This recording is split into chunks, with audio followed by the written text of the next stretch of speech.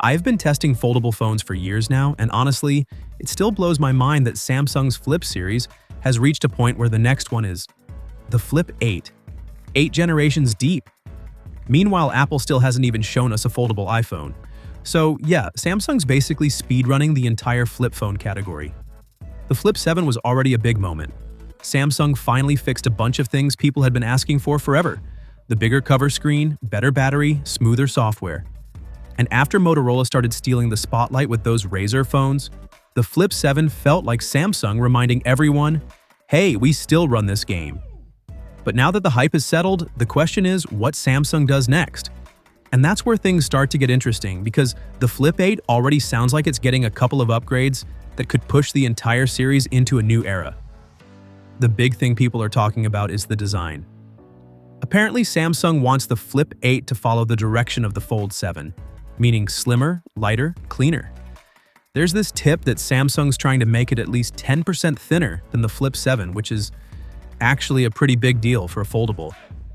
Thinner phones feel nicer, they open faster, and they don't feel like you're carrying a compact brick in your pocket. What's funny is the Flip 7 added a bigger outer display and a better battery, but the weight barely changed. So if Samsung can shave off thickness without sacrificing that progress, it's going to make the Flip 8 feel way more refined. And then there's the chip situation. Samsung's relationship with processors has always been chaotic. Their S-series phones bounce between Snapdragon and Exynos like a ping-pong match. But the Flip series? It stayed loyal to Snapdragon for years until the Flip 7 randomly switched to Exynos. The thing is, the Exynos 2500 wasn't bad. It held up surprisingly well.